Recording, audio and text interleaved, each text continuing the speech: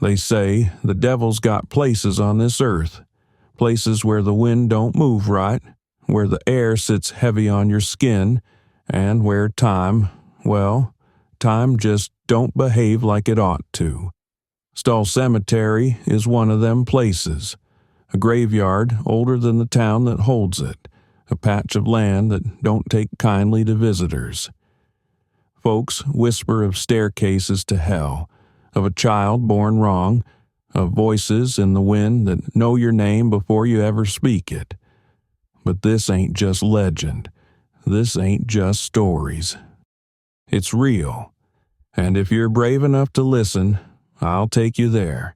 But once you step inside Stull Cemetery, be warned. Something might just follow you back. Welcome to Kentucky Melodies, America's Scariest Stories, where we bring you ghostly legends, spooky haints, and bone-chilling tales from all over this great land. These stories will have you looking over your shoulder all night. So pull up a chair, dim them lights, and let's dive into the eerie and unexplained. The road that leads to Stull Cemetery don't look like much at first. Just a long, lonely stretch of cracked asphalt, lined with dry Kansas farmland that rolls on for miles, empty as a Sunday morning church. The fields sit quiet, the kind of quiet that ain't peaceful, more like the hushed breath before something awful happens. Ain't much to see. Ain't no road signs telling you you're close. Just a couple of gnarled trees twisted up against the sky like they've been reaching for something they'll never catch. The kind of trees that don't grow right, their branches thick with nests no bird ever seems to leave. But them who know the stories, they don't stop. They don't even slow down. Because the air changes near Stull. It don't howl or whisper. No, that'd be too easy. It just gets wrong. Ain't nothing you can see or hear, but you feel it. A weight settling over your chest, like the world's leaning just a little off kilter, like the sky's pressing down just enough to notice. And then there's the eyes. Ain't no one out there, not a soul on that road but you. But you'd swear something's watching, not from the trees, not from the fields, but from just outside the corner of your eye, that place where shadows don't belong. And if you're fool enough to stop, fool enough to step foot on that cursed ground, well, ain't no guarantee you'll leave the same. That graveyard weren't just built on land. It was built on old land, the kind where roots run deep, where the ground don't always stay quiet. Ain't no town folk remember what was there before the graves, but they say the land ain't ever been empty. There's something under it, something that don't sleep right. At its heart, there used to be a stone church, small but wrong in the way old things can be. The roof had long since rotted away, but the walls still stood, cracked, broken, leaning, yet somehow never fallen. And the strangest part? The rain never touched the inside. Storms would roll in, winds screaming through the fields, lightning splitting the sky, and still, the dirt inside that church stayed bone dry. Folks whispered about that place. Said it was a gathering spot for witches, for men who dealt in shadows and spoke in tongues no man was meant to hear.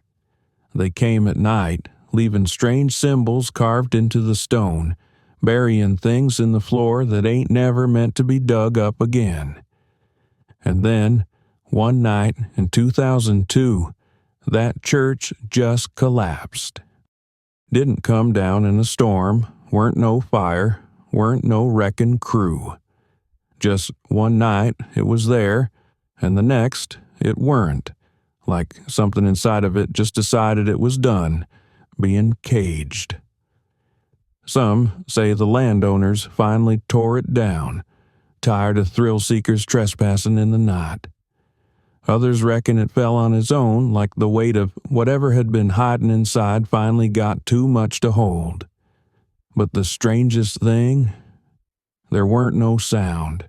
Not a crash, not a rumble, not even a breath of dust stirring in the wind. Just gone. And ain't no building in history ever fell without so much as a whisper.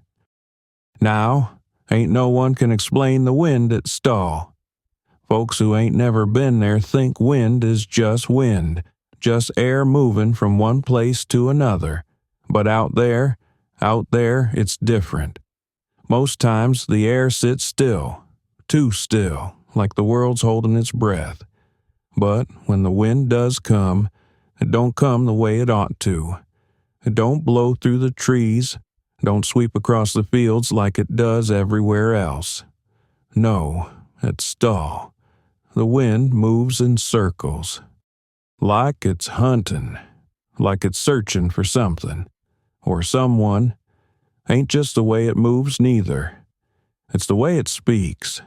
Them that have stood among them, leaning gravestones, them that stayed too long, they say the wind called to 'em. Not loud, not clear, just a whisper, low and hissing, right beneath the breath. It knows your name before you ever speak it. Some folks, they brush it off, say it's just tricks of the mind, the rustling of dead grass. But a few of them never lived more than 6 months after hearing it. Coincidence? Maybe. But them that heard the wind once, they don't go listening for it twice. Now, they say Stull was cursed long before the first grave was ever dug, before the first stone was ever laid. Ain't just a graveyard. It's a wound in the earth, a place where something old and wrong took root and never let go. And, if the stories are to be believed, the devil left something behind there. A child, half human, half something else. Born twisted, born wrong. Some say it never took a breath, that it died in its mother's arms, buried in an unmarked grave, the dirt hiding away a secret too wicked to name. But them that pass through the graveyard at night say they still hear the mother's wailing, long and hollow, carried on the wind that don't move right. Others say the child never died at all, just learned to change. They've seen it before. A black dog with red eyes sitting just beyond the trees, watching without blinking, without breathing. They've seen it as a woman in white, drifting between the tombstones, her face turned away, her feet never touching the ground. And some, the unlucky ones, say they saw it for what it really is, a thin, hunched thing crawling in the dark. Bones too sharp, skin too stretched, fingers too long. A mouth that don't belong on no person, a mouth that opens too wide and speaks like crackling leaves and snapping bones. No one knows which story's true, but all of 'em feel right. Now, ain't no tale older than the one about the staircase buried beneath Stull Cemetery. Ain't no man knows where to find it, and ain't no map that'll lead you there. Some say it's because the staircase don't sit in one place, that it moves, shifting under the earth like a snake in the dark, waiting for the right soul to step too close. Most folk never see it, but them that do, them that stumble onto that first step, they don't always come back. Some say the staircase only shows itself twice a year, Halloween and the spring equinox, nights when the veil's thin, when things that ain't meant to walk among us do so anyhow. You find it then, you got a choice. Turn back or step down into the black. Some folks don't believe it's real, so they test it. They throw a rock, a coin, a pocket knife, and they never hear it land. No bottom, no end, just empty. And them that step down, the lucky ones never come back. The unlucky ones, they wake up hours, sometimes days later, sitting in their cars, skin damp with sweat, clothes sticking to 'em like they've been walking through fire. Their ears ring like they heard something they weren't supposed to. And they don't remember nothing. But their eyes don't look the same. Like they seen what waits at the bottom, and it's seen them back. Ain't just ghosts that haunt Stull. Ain't just shadows that move when they shouldn't. Time don't behave right there neither. More'n one visitor swears up and down they walked in at dusk, took just a few steps through the graves, maybe snapped a picture or two, but when they looked at their phone, when they checked their watch, it was 3 a.m. Ain't no way time should have slipped like that. Ain't no reason hours should vanish in the blink of an eye. And some say it ain't just lost time. A few swear they saw themselves, just for a second, out of the corner of their eye. A shadow standing where they ought not to be. A movement that didn't come from them, like something was watching through their own reflection. And then there's the cars. Folks leave 'em parked just outside the cemetery gate, keys in their pocket, engine cut off. But when they turn back, when they reach the road again, gone. No sign of tracks, no sign of a tow truck. Sometimes they find 'em miles away, still locked, engine still warm like someone, or something, just drove it there and stepped out. And sometimes they don't find 'em at all. The last story comes from a group of college kids, drunk on cheap whiskey and bravado, looking for a thrill they weren't ready to find. They rolled up to Stull Cemetery late one Halloween night, laughing and carrying on, mocking the stories folks had been telling for decades. Said it was a joke, just some dumb legend, nothing but a place for old tombstones and ghost stories told by folks with too much time on their hands. They didn't stay long. First thing they noticed was the air. How it just changed. Got thick, not cold, not hot, just heavy, like something was leaning on 'em, pressing down just enough to make their breath come slow.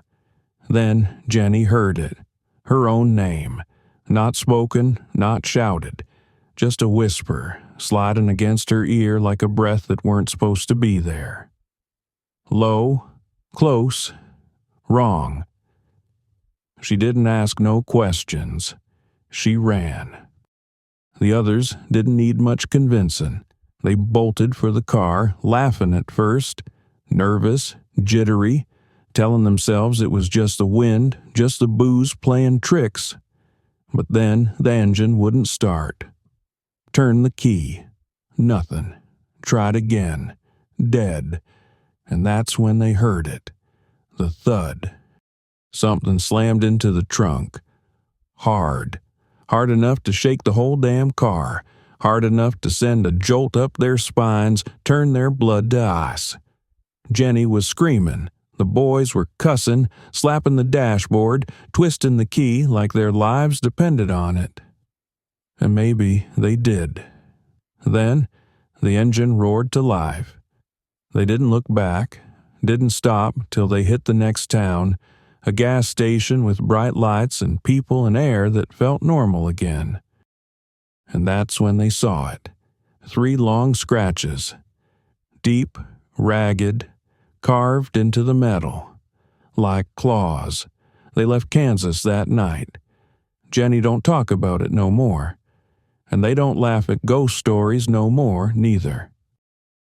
Stull Cemetery don't belong to the living. It ain't just a graveyard. Ain't just a place where the dead lay quiet. It's something else. Something older than the town that holds it. Something that don't take kindly to visitors. It don't want you there. It don't like questions. and sure as hell don't forget them that don't show it respect. Ask the locals, see what they say. Most won't tell you nothing. They look away, change the subject, act like the place ain't even real. Maybe they think if they ignore it, it won't notice them back. The ones that do talk, they'll tell you one thing. Stay away. Don't go looking for the staircase.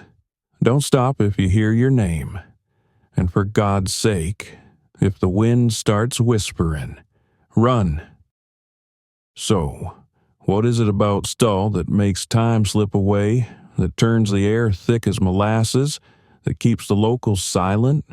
Is it just a tangle of old stories, passed down and twisted over time? Or is it something worse, something we ain't meant to understand?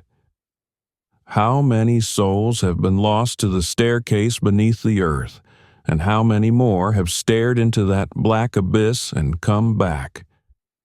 Different. And maybe the most important question of all, if the wind ever whispered your name in the dark, would you listen, or would you run?